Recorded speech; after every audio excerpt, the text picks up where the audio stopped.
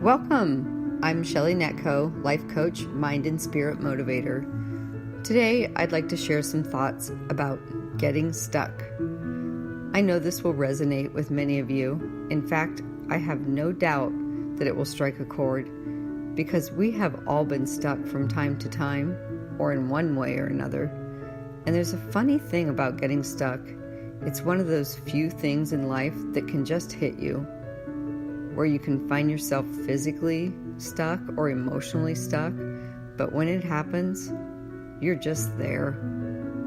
The thing about getting stuck is that unlike those times when you try to drive your car through a wet, muddy alley and you find yourself stuck, there's really not much of a warning most of the time. There may not be any rainstorms or piles of mud, and there may not be any road signs warning of mudslides ahead. But in the game of life, sometimes we're just going about our business and doing our thing, and then one day we wake up and we feel like we can't do it anymore. Oftentimes it's after some kind of emotional trauma or event, maybe a job loss or divorce or separation, or an extreme amount of stress for a long period of time. It can be after the loss of a parent or a child, or just from feeling disconnected from everyone for a long period of time. Like we don't belong anymore. For some people, when this happens, they aren't really aware. They just keep getting up and trying to go about their business every day and not really getting into the groove of things. Things are out of sync and they can feel things being off a bit, but they just quite don't know what to do with it or what to do about it. For many people, this doesn't last long because it's hard for people to deal with that, with things not working out. And it's hard for people to struggle and have things not feel right. So after a while, they just stop showing up. And when they stop showing up, that's where stuck takes over. It's really hard when you feel stuck too, because from an outward appearance, you look fine. To the casual observer, you might look bored or lonely, or like you aren't feeling well, but certainly not like you might have given up on life or you're immobilized by stress or grief or hopelessness.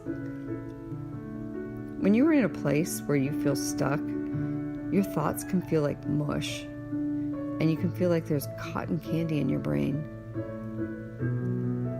Even the simplest tasks or projects can seem so overwhelming that any suggestion or comment could bring you to tears. If you've ever been in this place, you know how it feels. I know I do.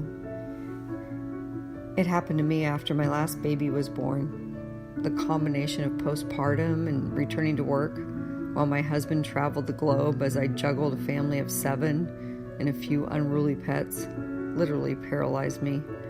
I was stressed and depressed, as well as exhausted and confused.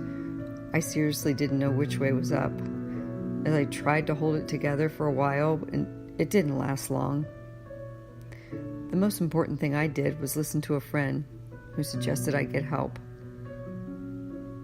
One of the things many of us find missing when we're in this place is like there's hope and there's help. So when we do make that connection with someone who's able to offer that, the lights start to come back on. I'm always surprised to hear of the stigma still surrounding emotional and mental health issues.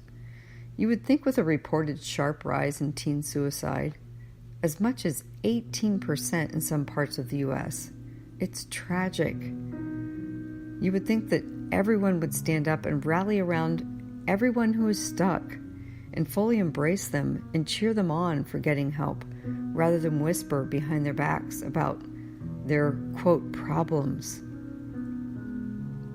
Ian McLaren said, "Be kind, for everyone you meet is fighting a hard battle."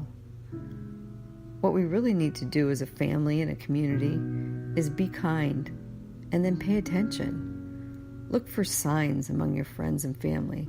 Look for changes and signs that someone is seeming stuck